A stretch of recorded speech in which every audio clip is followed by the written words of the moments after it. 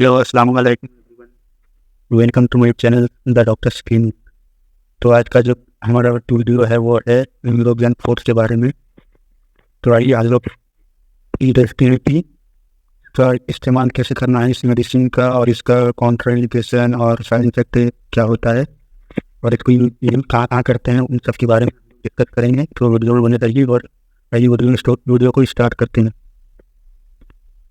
Neurobion Forte, it is a multivitamins and nutritional supplements class medicine. यह multivitamin का nutritional supplement class की दवाई होती है। Neurobion 4 tablet contents vitamin B complex and vitamin B12। Neurobion 4 में vitamin B12 vitamin पाया जाता है। It use to treat vitamin deficiency and related disease.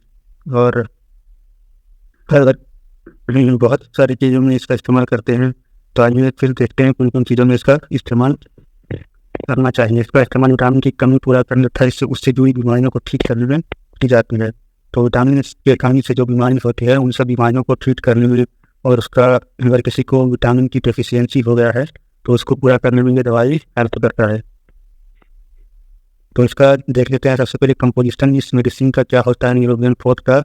तो इसमें होता है विटामिन B1 जिसको हम लोग थायमिन बोलते हैं, जो कि इस मेडिसिन में 10 mg का दिया हुआ रहता है विटामिन B1। और विटामिन B2 भी रहता है इसमें, जिसका केमिकल नाम है राइबोफ्लाविन 10 mg, ये भी ऐड रहता है। उसके बाद विटामिन B3 है जिसका नाम है निकोटिनामाइड, ये 45 mg इसमें दिया हुआ रहता है। उसके बाद है विटामिन B5 कैल्शियम पैंटोथिनेट, जिसका नाम है, ये दिया हुआ रहता है इस मेडिसिन में 50 mg। उसके बाद है विटामिन B6 जिसका नाम है पायरिडॉक्सिन हाइड्रोक्लोराइड, यह दिया हुआ रहता है 3 mg।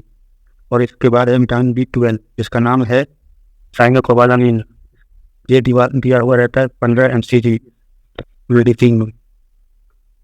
तो इस मेडिसिन के अंदर ये सब कंपोजिशन होता है न्यूरोबियन 4 के अंदर। उसके बाद फिर हम लोग देख लेते हैं विटामिन B1 क्या होता है।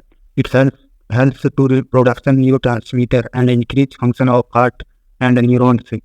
यह न्यूरोट्रांसमीटर के लिए आवश्यक होता है और हृदय तथा न्यूरॉन्स के कार्यों को भी बढ़ाता है।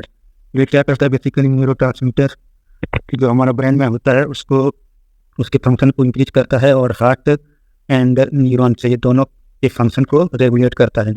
उसके बाद फिर हम लोग देख लेते हैं विटामिन B2 जो होता है वो क्या होता है। Vitamin B2 it produce energy by break down of carbohydrates protein and lipid. ये क्या करता है कि ये विटामिन B2 एनर्जी बनाता है, कार्बोहाइड्रेट और प्रोटीन और लिपिड को तोड़ मेटाबलाइज करके ये उसको एनर्जी, उसके बाद ये उसको तोड़ के एनर्जी बनाता है। और riboflavin also helps to red blood cells to the cell to cell the transportation oxygen to the cell. ये क्या करता है, और दूसरा इसका जो काम है वो है ये रेड RBC को बनाता है, ये खून बनाने में मदद करता है। और जो हीमोग्लोबिन हमारा होता है वो ऑक्सीजन को हमारे सेल तक पहुंचाता है। जितना RBC ज़्यादा रहेगा उतना ऑक्सीजन हमारे सेल के अंदर ज़्यादा जाएगा। तो ये हमारा दो काम करता है विटामिन B2। उसके बाद विटामिन B3 क्या काम करता है वो देख लेते हैं। It is also called niacin और निकोटिनामाइड, को हम लोग नियासिन और निकोटिनामाइड के नाम से ही जानते हैं, which maintain healthy skin and nervous tissue. इसे नियासिन और निकोटिनामाइड भी कहते हैं, जो कि त्वचा तथा नर्व ऊतकों को स्वस्थ रखता है।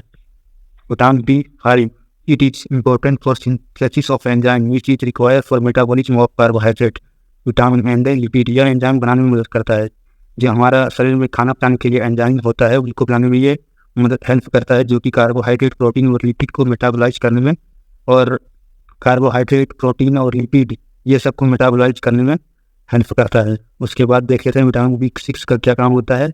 It plays important role in body to maintain healthy skin nerve and red blood cell. शरीर में इसकी महत्वपूर्ण भूमिका होती है। यह रक्त तथा नर्व रक्त कोशिकाओं को स्वस्थ बनाने में मदद करता है। Pyridoxine prevent to treat nerve disorder, और इसका और एक काम है जो कि नर्व डिसऑर्डर से बचाता है तथा उन्हें ठीक भी करता है। अगर किसी को नर्व डिसऑर्डर है तो उसको ट्रीट भी करता है और उससे ये बचाता भी, होने से ही को बचाता है।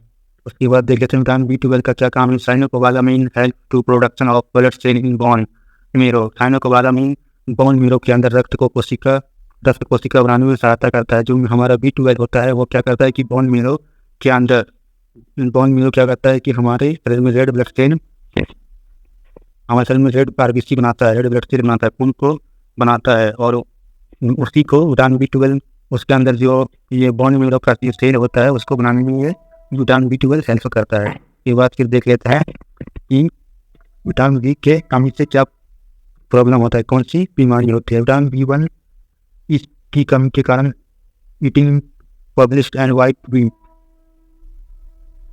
ज़्यादा पॉलिश वाली चावल और सफ़ेद अनाज खाने से इट में कॉज एंड डिग्रीज अस्थमा चढ़ती है, इससे भूख कम हो जाता है और पेट में एसिडिटी कम हो जाता है। तो विटामिन B1 की डेफिशिएंसी अगर किसी को ऐसा होता है तो उसमें क्या होता है कि उसको एनोरेक्सिया हो जाएगा, की लॉस ऑफ एपेटाइट, और ये अस्थम जो हमारा एसिड बनता है जो खाने को पचाने का काम करता है उसकी कमी भी हो जाएगा।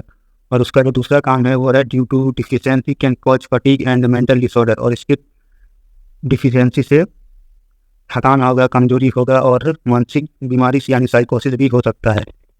उसके बाद देख लेते हैं विटामिन B2 की डेफिशिएंसी से क्या होता है। Vitamin B2 due to its deficiency decrease healing process of wound, ये क्या करता है कि घाव भरने की प्रक्रिया जो है, अगर विटामिन B2 की डेफिशिएंसी अगर किसी को हो जाए तो अगर कोई भी चोट या घाव हो उसके शरीर में तो वो घाव देर से भरेगा। Also cause cheilosis means crack its corner of mouth, और ये उसके बाद इसका दूसरा जो प्रॉब्लम है वो ये होगा कि इसको सिलोसिस हो जाएगा। इसका मतलब ये कि माउथ के कोने में क्रैक हो जाएगा, दरार पड़ जाएगा उसका। और उसके बाद इसका जो दूसरा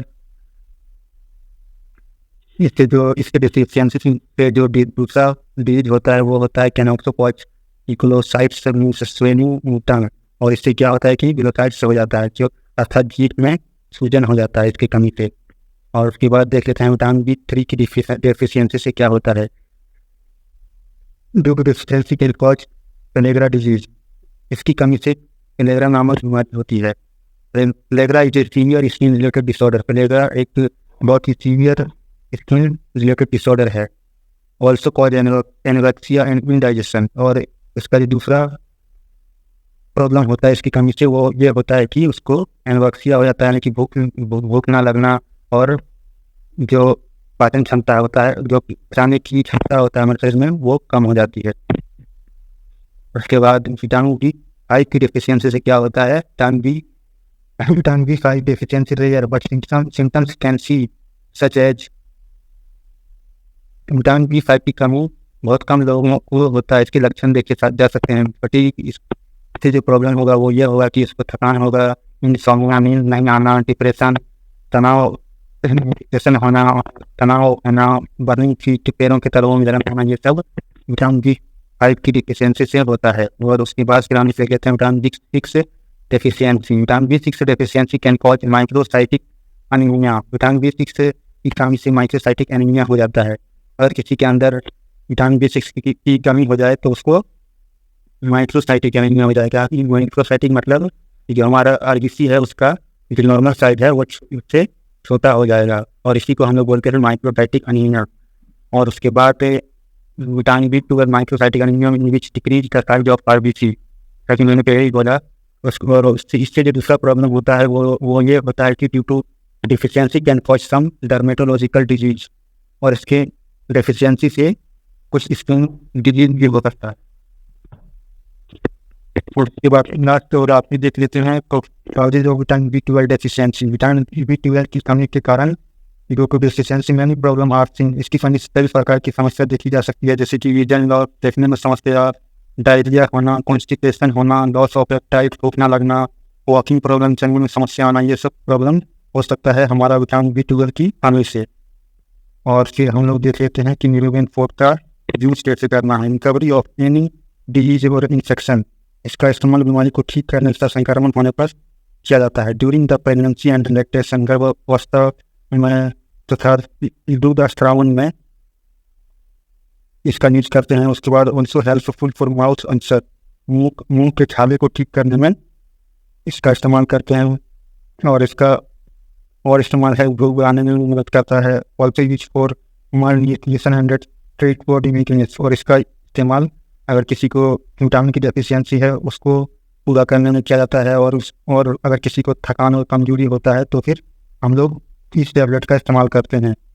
और उसके बाद it also helpful for improve skin and hair, और ये क्या करता है कि स्किन और हेयर, हमारा जो त्वचा और बाल होता है, ये उसमें भी त्वचा को क्या, अगर किसी के त्वचा में कोई भी जैसे कि ड्राई स्किन हो गया है तो उसमें ये हेल्प करता है उसको ट्रीट करने में। और हमारा बाल अगर झड़ रहा है या फिर सफ़ेद हो रहा है तो उसको भी ये ठीक करता है। उसके बाद it also improve metabolism of body, ये हमारा शरीर के अंदर जो पाचन क्षमता है उसको बढ़ाता है और उसको ठीक करता है। इसको रेगुलेट करने में ये मेडिसिन बहुत ही यूज़फुल होता है, बहुत ही ये हेल्पफुल होता है।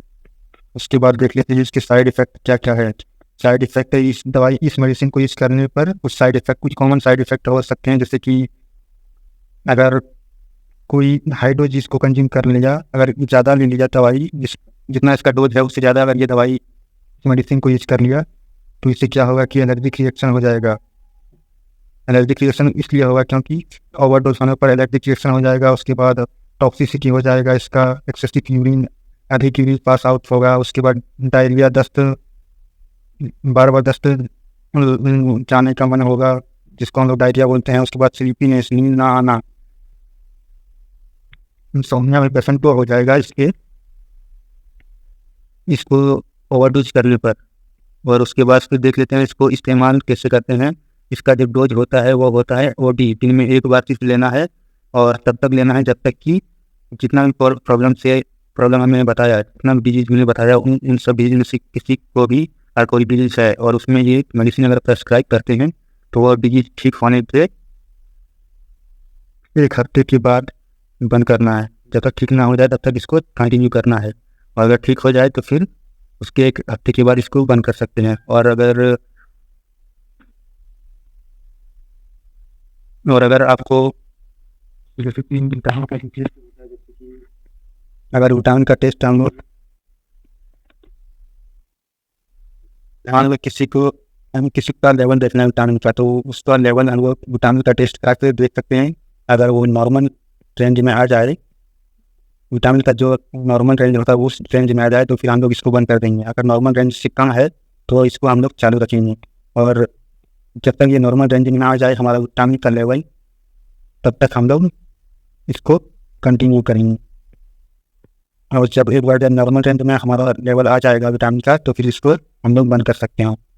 तो आज का जो वीडियो था हमारा था न्यूरोबियन फोर्ट के बारे में, तो मैं उम्मीद करता हूँ कि आप लोगों को समझ में आया होगा। और आप लोगों को वीडियो अच्छा लगा होगा। अगर आप लोगों को वीडियो अच्छा लगा हो तो चैनल को सब्सक्राइब और लाइक कीजिएगा, और हमारी वीडियो से शेयर कीजिए ताकि ज़्यादा से ज़्यादा लोगों तक वीडियो पहुँचे। तो मिलते हैं हम लोग फिर किस नेक्स्ट लेक्चर में। आज के लिए सभी को खुदा हाफिज़, मिलते हैं नेक्स्ट वीडियो में। Take care everyone, next video में। Thank you so much.